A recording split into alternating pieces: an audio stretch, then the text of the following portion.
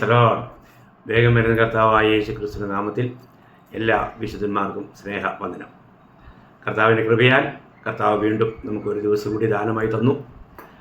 ദൈവത്തിൻ്റെ വചനവുമായി നിങ്ങളെ സന്ധിക്കുവാൻ കർത്താവ് തന്ന അവസരത്തെ ഓർത്ത് കർത്താവിനെ സ്തുതിക്കുന്നു. ഞാൻ ഇന്നലെ പറഞ്ഞിരുന്നു, ദൈവം അവസരം തന്നാൽ നാളെ ബാക്കി കാര്യങ്ങൾ പറയാമെന്ന്. അതുകൊണ്ട് നമ്മൾ ചിന്തിച്ചു വരുന്ന കാര്യം നിങ്ങൾക്ക് ഓർമ്മയുണ്ടാകും. മരണം ഒരു വിശുദ്ധനെ സംബന്ധിച്ചിടത്തോളം സന്തോഷകരമാണോ? എല്ലാവർക്കും സന്തോഷപ്രദമായിരിക്കില്ല.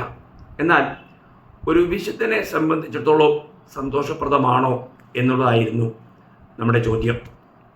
അതിന് രണ്ട് ഉത്തരമാണ് നമ്മൾ ഇന്നലെ കണ്ടത്. ഒന്ന്, അത് സന്തോഷപ്രദമാണ്, കാരണം അതൊരു ഉറക്കമാണ് അല്ലെങ്കിൽ നിദ്രയാണ്.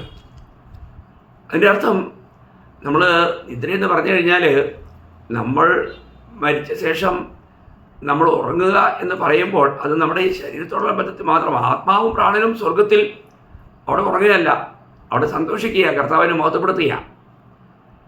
ഇവിടുത്തെ ശരീരത്തോടുള്ള ബന്ധത്തിൽ മാത്രമാണ് ആ ഉറക്കം. രണ്ടാമത് നമ്മൾ കണ്ടത് അതൊരു ഗൃഹപ്രവേശനമാണെന്ന്. ഒരു പഴഞ്ചൻ വീട്ടിൽ നിന്നും ഒരു കുടിലിൽ നിന്നും കൊട്ടാരത്തിലേക്ക് മാറുന്നതിന് അതിനേക്കാളൊക്കെ ശ്രേഷ്ഠമായ ഒരനുഭവമാണെന്നാണ് നമ്മൾ മരണാനന്തര ജീവിതത്തിൽ രണ്ടാമതേ കണ്ടത്. ഇന്ന് നമ്മൾക്ക് സന്തോഷിക്കുവാനുള്ള മൂന്നാമത്തെ കാരണം ഞാൻ ആദ്യം നിങ്ങളോട് പറയാൻ ആഗ്രഹിക്കുന്നത്, ഫിലിപ്പ് ലേഖനം അതിൻ്റെ 1-ാം അധ്യായം 23-ാം വാക്യം വായിച്ചുകൊണ്ടാണ്. ഫിലിപ്പ് ലേഖനം അതിൻ്റെ 1-ാം അധ്യായം 23-ാം വാക്യത്തിൽ പൗലോസ്ലീഹ താൻ പറയുന്ന ഒരു വലിയ ശ്രേഷ്ഠമായ കാര്യം, ഇവ രണ്ടിനാലും ഞാൻ ഞരങ്ങുന്നു, വിട്ടുപിരിഞ്ഞ് ക്രിസ്തുവിനോട് കൂടെ ഇരിപ്പാൻ എനിക്ക് കാംക്ഷയുണ്ട്. അത് അത്യുത്തമമല്ലോ, അത് അത്യുത്തമമല്ലോ. വിട്ടുപിരിഞ്ഞാൽ ക്രിസ്തുവിനോട് കൂടെ. എത്ര അനുഗ്രഹിക്കപ്പെട്ടൊരു കാര്യമാണ്. നമ്മൾ ഈ ലോകയാത്രയെ അവസാനിച്ച് കഴിയുമ്പോൾ നമ്മൾ ഉടനെ തന്നെ പിന്നെ പോകുന്നത് കർത്താവിനോട് കൂടെയാണ്. നമുക്കറിയാം, പഴയ നിയമ വിശുദ്ധന്മാരെല്ലാം മരിച്ചു കഴിഞ്ഞാൽ പോയിക്കൊണ്ടിരുന്നത് മേലത്തെ പാതാളം അല്ലെങ്കിൽ അബ്രഹാമിൻ്റെ മടി, പർദീസ, അത് ഈ ഭൂമിക്ക് അകത്തുള്ള ഒരു വിഷയമാണ്. എന്നാൽ ഇന്ന് മരിക്കുന്ന വിശുദ്ധന്മാർ അങ്ങോട്ട് പോകുന്നില്ല. ഇന്ന് മരിക്കുന്ന വിശുദ്ധന്മാർ നേരെ മൂന്നാമത്തെ സ്വർഗം, സ്വർഗീയ പർദീസയിലേക്കാണ് പോകുന്നത്. വളരെ വിലപ്പെട്ട കാര്യമാണ്.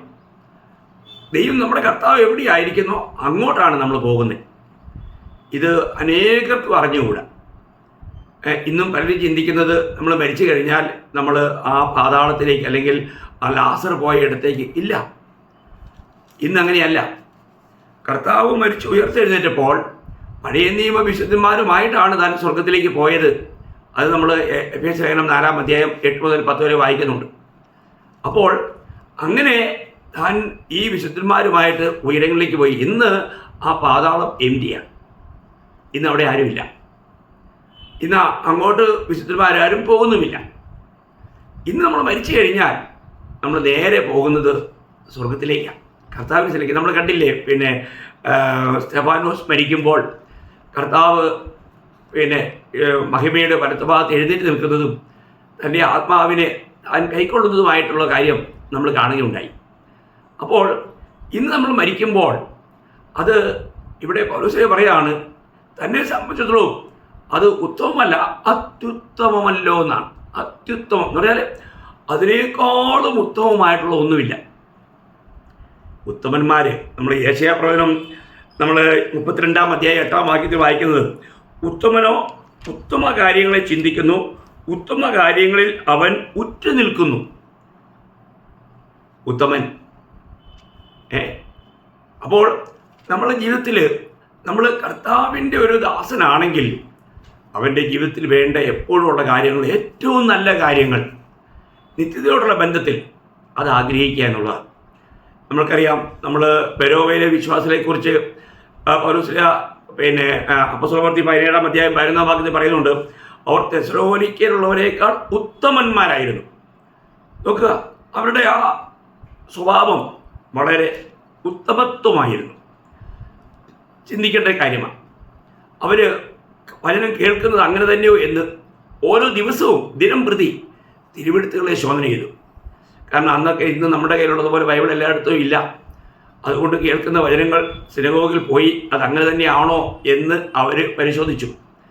ചിന്തിക്കണം, അതൊക്കെയാണ് നമ്മുടെ ജീവിതത്തിൽ ഇന്നത്തെ ജീവിതത്തിൽ ഒരു വിശുദ്ധനെ സംബന്ധിച്ചിടത്തോളം ഈ ലോക ജീവിതത്തെക്കാളും അവൻ ഏറ്റവും ആഗ്രഹിക്കുന്നത്, ഏറ്റവും അവൻ അത്യുത്തമമായ കാര്യം മരിച്ച് കർത്താവിനോടുകൂടെ സ്വർഗത്തിലായിരിക്കുക എന്നുള്ളതാണ്. അത് നമ്മൾ 2 കൊരിന്ത്യർ 5-ാം അധ്യായം, 2 കൊരിന്ത്യർ അതിൻ്റെ 5-ാം അധ്യായം 5-ന്റെ 8-ാം വാക്യം, ഇങ്ങനെ ഞങ്ങൾ ധൈര്യപ്പെട്ട് ശരീരം വിട്ട് കർത്താവിനോട് കൂടെ വസിപ്പാൻ അധികം ഇഷ്ടപ്പെടുന്നു. കണ്ടോ, ഞങ്ങൾ കർത്താവിനോട് കൂടെ വസിപ്പാൻ അധികം ഇഷ്ടപ്പെടുന്നു. അതിൻ്റെ 9-ാം വാക്യത്തിൽ വായിക്കുന്നത്, അതുകൊണ്ട് ശരീരത്തിൽ വസിച്ചാലും ശരീരം വിട്ടാലും ഞങ്ങൾ അവനെ പ്രസാദിപ്പിക്കുന്നവരാകുവാൻ അഭിമാനിക്കുന്നു. അപ്പോൾ എങ്ങനെയാണെങ്കിലും എവിടെയാണെങ്കിലും കർത്താവിനെ പ്രസാദിപ്പിച്ചുകൊണ്ട് ജീവിക്കുക എത്ര ശ്രേഷ്ഠമായ ജീവിതമാണ് പ്രിയമുള്ളവരെ. ഒരു വിശുദ്ധൻ്റെ ജീവിതം എത്ര ധന്യമായ ജീവിതമാണ് എന്ന് നമുക്ക് ഇവിടെ കാണാനായിട്ട് കഴിയും.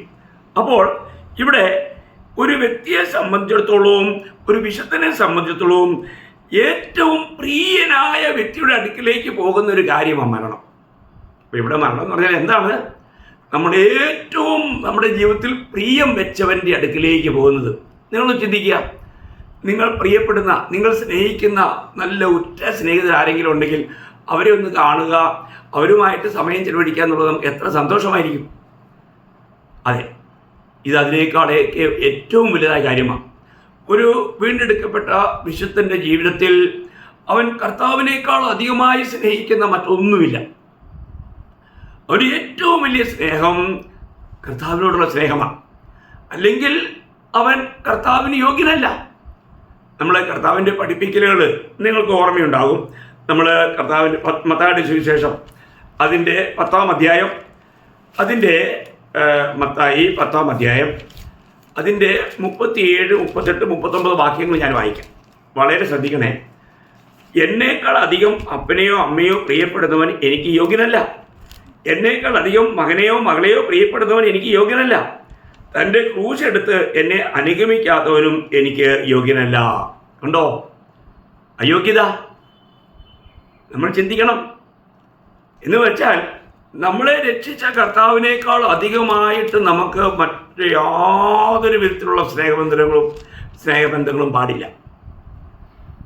അത് കർത്താവിന് സഹിക്കില്ല. നമ്മൾ ചിന്തിക്കണം. അപ്പോൾ നമ്മൾ മരണത്തിലൂടെ നമ്മൾ എങ്ങോട്ടാണ് പോകുന്നത്? നമ്മുടെ ജീവിതത്തിൽ നമ്മൾ ഏറ്റവും അധികം സ്നേഹിക്കുന്ന നമ്മുടെ കർത്താവിൻ്റെ അടുക്കിലേക്ക് പോകാമെന്ന് പറയുമ്പോൾ അത് അത്യുത്തമം തന്നെയല്ലേ? നിശ്ചയമായും പ്രിയമുള്ളവരെ, ഒരു മരണത്തെ അഭിമുഖീകരിക്കുന്ന ഒരു വിശുദ്ധനെ സംബന്ധിച്ചിടത്തോളം അത് അത്യുത്തമമായ കാര്യം തന്നെയാണ്. അപ്പോൾ വിട്ടുപിരിഞ്ഞ് ക്രിസ്തുവിനോടുകൂടി ആയിരിക്കുന്ന അനുഭവം അത് ഏറ്റവും സന്തോഷപ്രദമാണ്. അപ്പം നമുക്ക് മരണമെന്ന് കേൾക്കുമ്പോൾ നമുക്കൊരിക്കലും ഒരു ദുഃഖം തോന്നിയില്ല. അപ്പോൾ ഇവിടെ നമ്മൾ ചിന്തിക്കണം, നമുക്കുള്ള ആരേക്കാളും സ്വന്തം ജീവനേക്കാളും അധികം കർത്താവിനെ സ്നേഹിക്കാൻ നമ്മൾ കടപ്പെട്ടവരാണ്. നമ്മൾ നോക്കണമേ, അങ്ങനെ സ്നേഹിക്കാത്ത ഒരുവൻ കർത്താവിന് യോഗ്യനല്ലെന്ന് തന്നെയാണ് പറഞ്ഞിരിക്കുന്നത്.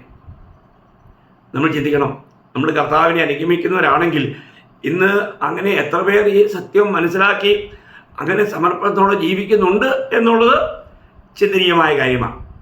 ഒരു യഥാർത്ഥ ക്രിസ്തീയ ജീവിതത്തിന് മറ്റുള്ള എല്ലാ ബന്ധങ്ങളെക്കാളും അധികമായി കർത്താവിനെ സ്നേഹിക്കുന്ന ഒരു സ്നേഹബന്ധം ഒരു വിശുദ്ധൻ്റെ ജീവിതത്തിൽ ഉണ്ടായിരിക്കണം. പലപ്പോഴും പലരും തന്നെ സ്നേഹിക്കുന്ന അനുഭവമുണ്ട്.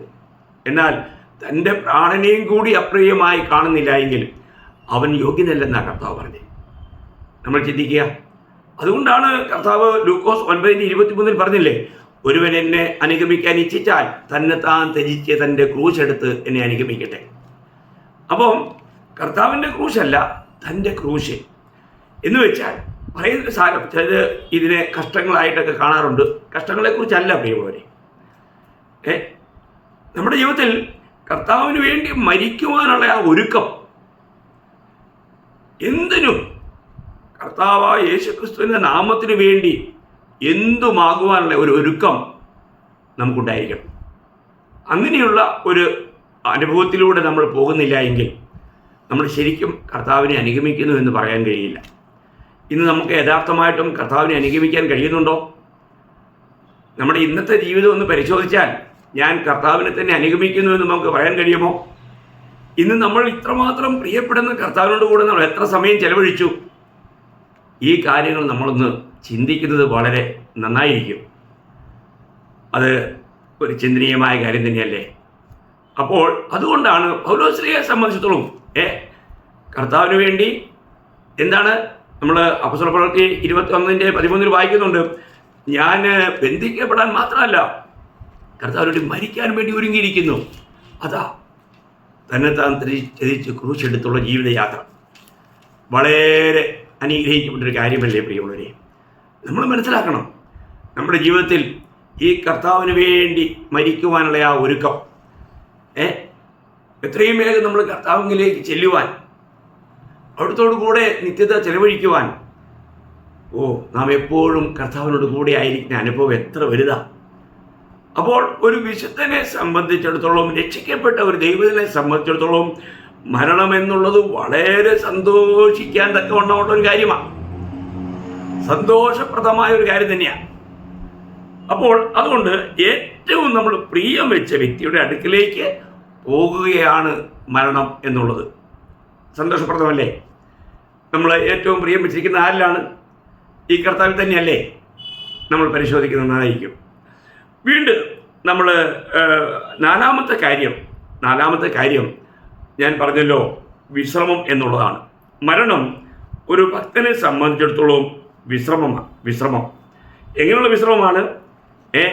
അവൻ്റെ പകലത്തെ ആ പ്രയത്നമെല്ലാം കഴിഞ്ഞ് തൻ്റെ യജമാനൻ തനിക്ക് പ്രതിഫലവുമായി വരുന്നത് പ്രാപിക്കുവാൻ വേണ്ടിയിട്ട് അതിന് മുൻപുള്ള ഒരു വിശ്രമ സമയമാണ് എന്ന് ഞാൻ ഇതിനു മുമ്പുള്ള അതിൽ ഞാൻ നിങ്ങളോട് പറഞ്ഞായിരുന്നു. ഞാൻ ദാനിയേൽ പ്രവചനം അതിൻ്റെ 12-ാം അധ്യായത്തിൻ്റെ 13-ാം വാക്യം അത് നമ്മൾ വായിക്കുന്നത്, നീയോ അവസാനം വരുവോളം പൊയ്ക്കൊള്ളുക, നീ വിശ്രമിച്ച് ദൈവസന്നിധിയിൽ നിന്റെ ഓഹരി ലയിപ്പാൻ എഴുന്നേൽക്കും. അപ്പോൾ നമുക്ക് ഈ മരണം എന്നുള്ളത് ഒരു വിശ്രമം. അപ്പോൾ ഇവിടെ ഒരു പ്രത്യേക കാര്യം ഞാൻ ഓർപ്പിക്കാൻ ആഗ്രഹിക്കുന്നു വെച്ചാൽ, നമുക്കറിയാം, നമ്മൾ ഇതിനു മുൻപ് കണ്ട വാക്യമാണ് വെളിപ്പാട് പുസ്തകം 14:13. അവിടെ വായിക്കുമ്പോൾ ഞാൻ സ്വർഗത്തിൽ നിന്നൊരു ശബ്ദം കേട്ടു, അത് പറഞ്ഞത് എഴുതുക, ഇന്നു മുതൽ കർത്താവിൽ മരിക്കുന്ന വൃദ്ധന്മാർ ഭാഗ്യവാന്മാർ, അതെ, അവർ തങ്ങളുടെ പ്രയത്നങ്ങളിൽ നിന്നും വിശ്രമിക്കേണ്ടതാകുന്നു, അവരുടെ പ്രവൃത്തി അവരെ പിന്തുടരുന്നു. നമ്മൾ ചിന്തിക്കുക പ്രിയമുള്ളവരെ, നമ്മുടെ ജീവിതത്തിൽ നമുക്ക് മരണാനന്തരം നമുക്ക് വലിയ പ്രതിഫലങ്ങൾ നമുക്ക് പ്രാപിക്കാനായിട്ട് പോകുകയാണ്. ഈ ചെറിയൊരു വിശ്രമത്തോട് ചേർന്ന് നമുക്ക് ലഭിക്കാൻ പോകുന്നത് വലിയ പ്രതിഫലങ്ങളാണ്. നമ്മൾ വെളിപ്പാട് പുസ്തകം തന്നെ അവസാന പുസ്തകം 22-ാം അധ്യായം അതിൻ്റെ 12-ാം വാക്യത്തിൽ വായിക്കുന്നത് എന്തുവാ? ഇതാ ഞാൻ വേഗം വരുന്നു, ഓരോരുത്തന് അവനവൻ്റെ പ്രവൃത്തിക്ക് തക്കവണ്ണം കൊടുപ്പാൻ പ്രതിഫലം എൻ്റെ പക്കലുണ്ട്. ഓരോരുത്തന് അവനവൻ്റെ പ്രവൃത്തിക്ക് തക്കവണ്ണം കൊടുക്കുവാൻ പ്രതിഫലം എൻ്റെ പക്കലുണ്ട്. അപ്പോൾ നമ്മൾ ഇവിടെ കർത്താവിന് വേണ്ടി രാവും പകലും അധ്വാനിച്ചു. കർത്താവിൻ്റെ നാമമഹത്വത്തിനു വേണ്ടി കർത്താവ് നമ്മളെ നിയോഗിച്ചെടുത്തൊക്കെ നമ്മൾ എങ്ങനെ അധ്വാനിച്ചു, എന്തിനു വേണ്ടി അധ്വാനിച്ചു എന്നുള്ളത് ചിന്തനീയമായ കാര്യമാണ്. കാരണം നമുക്കെല്ലാം വളരെ സുപരിചിതമായൊരു വാക്യമാണ് 2 കൊരിന്ത്യർ 5:10. നാം ജഡത്തിലിരിക്കുമ്പോൾ ചെയ്തത് നല്ലതാകിലും തീയതാകിലും അതിന് തക്കവണ്ണം പ്രാപിക്കേണ്ടതിന് നാം എല്ലാവരും ക്രിസ്തുവിൻ്റെ ന്യായാസനത്തിന് മുമ്പിൽ നമ്മൾ വെളിപ്പെടേണ്ടതാകുന്നു. നമ്മൾക്ക് മരണാനന്തരം നമ്മൾ കർത്താവായ യേശു ക്രിസ്തുവിൻ്റെ ന്യായാസനത്തിന് മുമ്പിൽ നമുക്ക് ശിക്ഷാവിധിയില്ല, എന്നാൽ ന്യായവിധിയുണ്ടോ എന്നുള്ള കാര്യം മറക്കരുത്. എന്തിനു വേണ്ടിയാണ്? നമ്മൾ ശരീരത്തിൽ വസിച്ചപ്പോൾ ചെയ്ത പ്രവൃത്തികൾക്ക് പ്രതിഫലം പ്രാപിക്കുവാൻ. പ്രിയമുള്ളവരെ, നമ്മൾ എന്ത് പ്രതിഫലം പ്രാപിക്കാനാണ് പോകുന്നേ? നമുക്ക് എന്തായിരിക്കും കിട്ടുക? നമുക്ക് അതിനെക്കുറിച്ചൊരു ബോധ്യമുണ്ടോ? ഈ മരണമെന്ന ഈ വിശ്രമം ഈ വിശ്രമത്തോടു കൂടി നമുക്ക് ലഭിക്കാൻ പോകുന്നത് പ്രതിഫലങ്ങളാണ്. എന്ത് പ്രതിഫലം നമ്മൾ പ്രാപിക്കും? നമ്മൾ ചെയ്ത ഈ ലോകത്തിൽ ജീവിതത്തിൽ നമ്മൾ ചെയ്തു കൂട്ടിയ ഓരോ കാര്യങ്ങളും ഏത് നിലയിലായിരുന്നു എന്ന് നമ്മൾ കാണണം. ഞാൻ ഇതിനു മുൻപും ക്ലാസ്സുകളിൽ നമുക്ക് പറഞ്ഞിട്ടുള്ള ഒരു കാര്യമാണ്, നമുക്ക് ലഭിക്കുന്ന പ്രതിഫലം ലഭിക്കുന്ന പ്രവൃത്തികൾ നമ്മൾ ചെയ്തിട്ടുണ്ടോ എന്നറിയുന്നത് ന്യായാസനത്തിന് മുമ്പിലാണ്. പലപ്പോഴും നമ്മൾ ചെയ്തിരിക്കുന്നതൊക്കെ വൈക്കോൽക്കൂനകളാണ്. കാണാനായിട്ട് ഒരുപാടുണ്ട്. എന്ന് പറഞ്ഞാൽ മറ്റുള്ളവരുടെ പ്രശംസയ്ക്ക് വേണ്ടി, മറ്റുള്ളവരിൽ നിന്നും ബഹുമാനം ലഭിക്കാൻ വേണ്ടി, മറ്റുള്ളവരിൽ നിന്നും ആദരവ് ലഭിക്കാൻ വേണ്ടി, മറ്റുള്ളവരുടെ മുമ്പിൽ ഞാനൊരു നല്ല ഒരു വ്യക്തിയാണ് എന്ന് കാണിക്കാൻ, ഭക്തനാണെന്ന് കാണിക്കാൻ വേണ്ടിയൊക്കെ ചെയ്തിട്ടുള്ള ഒരുപാട് കാര്യങ്ങളുണ്ടാകും. അതിനൊന്നും നമുക്ക് നിത്യതയിൽ പ്രതിഫലം ലഭിക്കില്ല. അവിടെ കർത്താവ് പറഞ്ഞിരിക്കുന്ന ഒരു കാര്യം പ്രത്യേകം നമ്മൾ ശ്രദ്ധിക്കണം. 1 കൊരിന്ത്യർ 3-ാം അധ്യായം അതിൻ്റെ 11 മുതൽ 15 വരെയുള്ള വാക്യം ഞാൻ വായിക്കാം.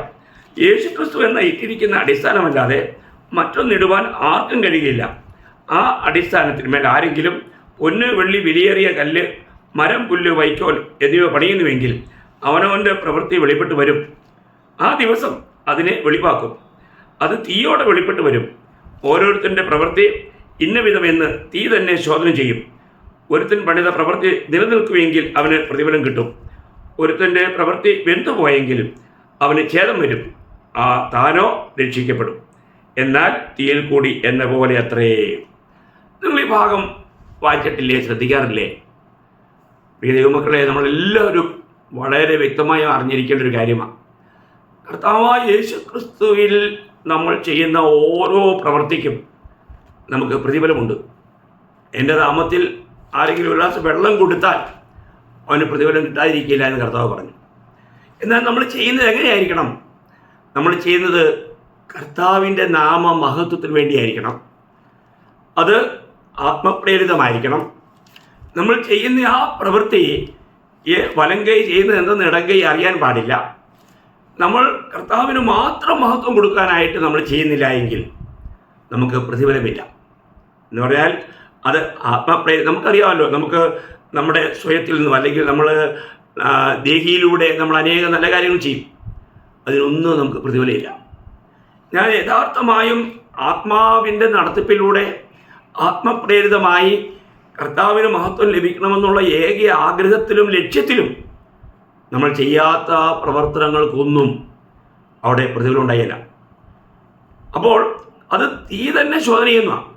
നമ്മളെയല്ല തീയിലേക്ക് ഇടുന്നേ. ചിലർ അങ്ങനെയും തെറ്റിദ്ധരിക്കാറുണ്ട്. നമ്മൾ ഇതെല്ലാം എടുത്തുകൊണ്ട് നമ്മൾ ആ തീയിലൂടെ കടന്നു നമ്മൾ പോകുന്നില്ല. നമ്മുടെ പ്രവൃത്തികൾ മാത്രം തീയിലൂടെ കടന്നു പോകും. അപ്പോൾ അവിടെ നമ്മൾ കണ്ടത് 6 കൂട്ട വസ്തുക്കളെ കൊണ്ടാണ്. അപ്പോൾ സ്വർണം, വെള്ളി, വിലയേറിയ കല്ല്, മരം, പുല്ല്, വൈക്കോൽ. അപ്പോൾ ഇതിൽ 3 കാര്യങ്ങൾ തീയിലൂടെ കടന്നു പോയി കഴിഞ്ഞാൽ അത് വെന്തുപോകും. മരവും പുല്ലും വൈക്കോലും വെന്തുപോകും, ഒരു പിടി ചാരമായി മാറും. എന്നാൽ സ്വർണവും വെള്ളിയും വിലയേറിയ കല്ലും ആ തീയിലൂടെ കടന്നു വരുമ്പോൾ അവയ്ക്ക് യാതൊരു ഹാനിയും ഉണ്ടാകുന്നില്ല. അതൊന്നുകൂടെ തിളങ്ങത്തക്ക നിലയിൽ അത് കടന്നു വരും. അതിൻ്റെ അർത്ഥം നമ്മൾ ദൈവീകമായ, സ്വർണ്ണം എപ്പോഴും ദിവ്യ സ്വഭാവത്തെ കാണിക്കുന്നതാണ്, വെള്ളി വീണ്ടെടുപ്പിനെ കാണിക്കുന്നതാണ്, വിലയേറിയ കല്ല് രക്ഷിക്കപ്പെട്ട ഓരോ വിശുദ്ധനെയും കാണിക്കുന്നതാണ്. അതിൻ്റെ സാരം എന്ന് പറഞ്ഞാൽ രക്ഷിക്കപ്പെട്ട ദൈവവൈതൽ ഈ വീണ്ടെടുപ്പിൻ്റെ സന്തോഷത്തിൽ ആത്മനിയോഗത്തിലൂടെ ദൈവഹിതം മനസ്സിലാക്കി ദൈവമഹത്വത്തിന് വേണ്ടി ചെയ്ത കാര്യങ്ങൾക്കെല്ലാം നിത്യതയിൽ നമുക്ക് പ്രതിഫലമുണ്ട്. അവ കത്തിപ്പോയില്ല. വളരെ നല്ല രീതിയിൽ മനസ്സിലാക്കണേ ദൈവമക്കളെ. പലപ്പോഴും പലരും നല്ല കാര്യങ്ങൾ പലതും ചെയ്യാറുണ്ടെങ്കിലും അവർക്ക് ചെയ്യുമ്പോൾ ഒരല്പം പ്രശംസ അവർ ആഗ്രഹിക്കും. ഞാൻ ചെയ്യുന്നത് 4 പേർ അറിയണമെന്നുള്ളൊരു ആഗ്രഹം പലരുടെയും ഉള്ളിൽ കടന്നുകൂടും.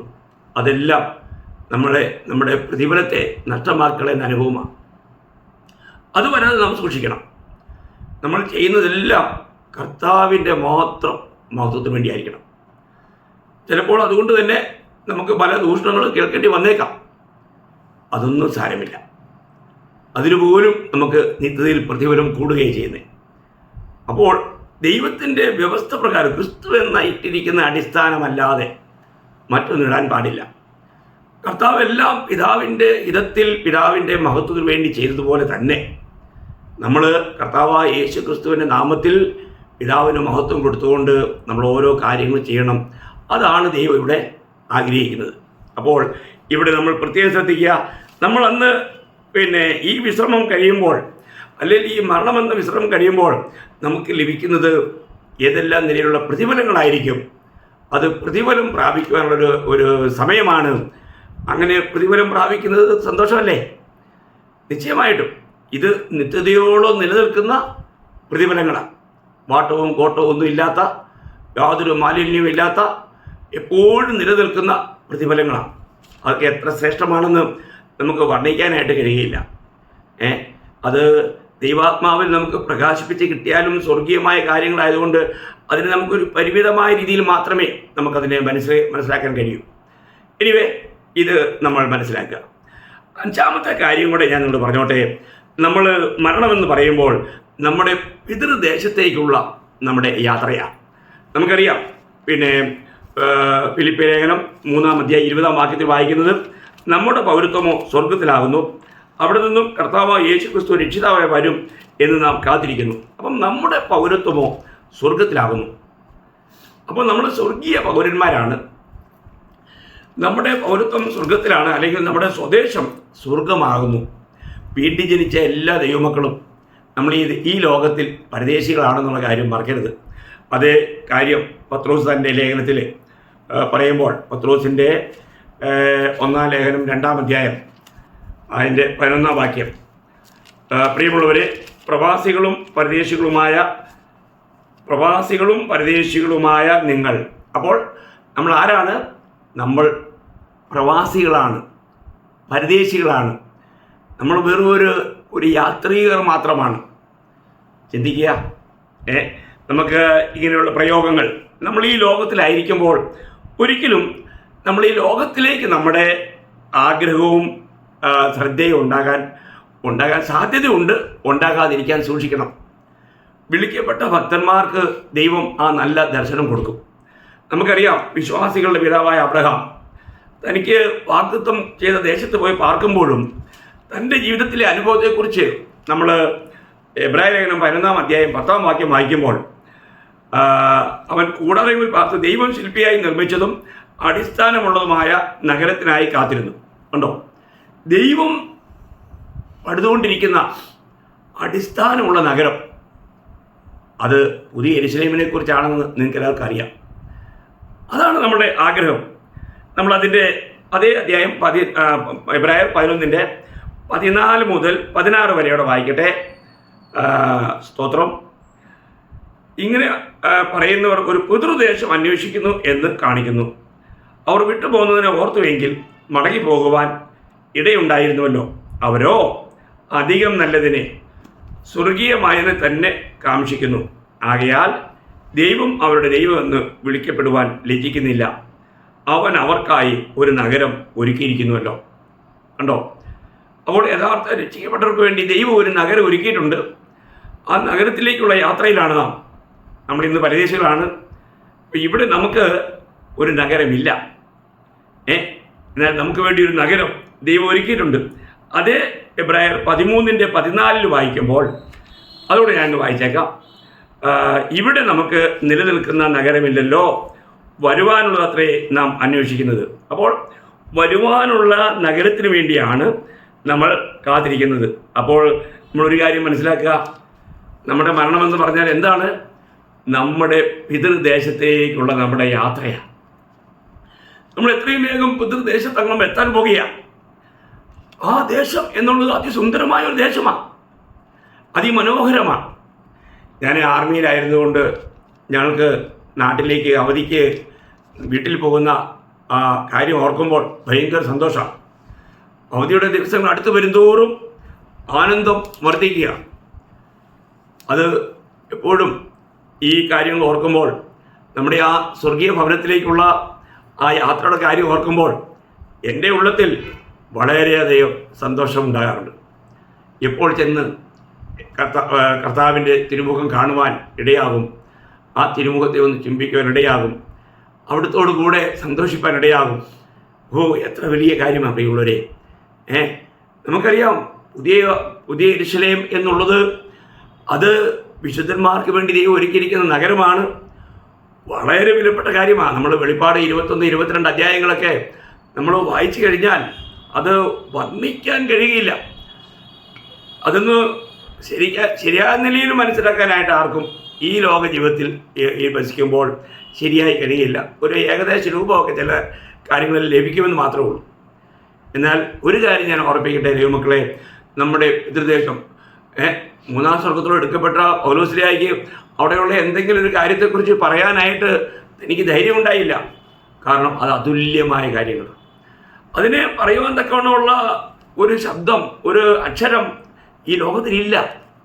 അങ്ങനെയുള്ള കാര്യങ്ങളാണ്. അതുകൊണ്ടാണ് ഭൂമിയുള്ളത് നിങ്ങൾ പറഞ്ഞിട്ട് നിങ്ങൾക്ക് മനസ്സിലാകുന്നില്ലേ, സ്വർഗത്തിലുള്ള കാര്യം പറഞ്ഞാൽ എങ്ങനെ മനസ്സിലാവുമെന്ന് കർത്താവ് തന്നെ ചോദിക്കാൻ കാര്യമല്ല. പ്രിയമുള്ളവരെ, സ്വർഗം നമ്മുടെ സ്വദേശമാണ്. നമ്മൾ ഈ ലോകത്തിൽ പരദേശികളാണ്. അപ്പോൾ മരണം വഴിയാണ് നമ്മൾ ഈ നമ്മുടെ സ്വദേശത്തിലേക്ക് പോകുന്നത്. അങ്ങനെയാണെങ്കിൽ മരണം നമുക്ക് എന്തായിരിക്കും? വളരെ സന്തോഷപ്രദമായിരിക്കും. അപ്പോൾ നമ്മളിവിടെ കണ്ട 5 പോയിന്റുകളും ഞാൻ നിങ്ങളെ ഒന്ന് ഓർപ്പിച്ചോട്ടെ. നമ്മൾ ആദ്യമായിട്ട് കണ്ടത് ഈ മരണമെന്ന് പറഞ്ഞാൽ ഒരു ഉറക്കം മാത്രമാണ്. രണ്ടാമത് നമ്മൾ കണ്ടത് ഈ മരണം എന്നുള്ളത് ഒരു ഗ്രഹപ്രവേശനമാണ്. ഗ്രഹപ്രവേശനം നമ്മളായിരിക്കുന്നതെന്നും മോശമായതിലേക്കല്ല, ഏറ്റവും നല്ലതിലേക്ക്. മൂന്നാമത് നമ്മൾ കണ്ടത് നമ്മൾ സ്നേഹിക്കുന്ന നമ്മുടെ ഏറ്റവും പ്രിയപ്പെട്ട ആ വ്യക്തിയുടെ അടുക്കിലേക്കുള്ള നമ്മുടെ യാത്രയാണ് മരണം. നമ്മൾ ചിന്തിക്കുക, നമ്മൾ സ്നേഹിക്കുന്ന ഏറ്റവും പ്രിയപ്പെട്ടവൻ ആരാണ്? നമ്മുടെ കർത്താവല്ലേ. അപ്പോൾ ആ കർത്താവിൻ്റെ അടുക്കിലേക്ക് പോകുന്ന യാത്രയാണ് മരണം എന്നുള്ളത്. നാലാമതേ നമ്മൾ കണ്ടത് മരണം എന്നുള്ളത് ഒരു വിശ്രമമാണ്. കാരണം ഈ ലോകത്തിൽ കർത്താവിൻ്റെ സാക്ഷിയായി നമുക്ക് അനേക നിലകളിൽ അനേക കഷ്ടപ്പാടുകളും പ്രയാസങ്ങളും എല്ലാം കഴിഞ്ഞ് ഒരു വിശ്രമത്തിന് വേണ്ടി നമ്മൾ പോവുകയാണ്. മരണം ഒരു വിശ്രമമാണ്.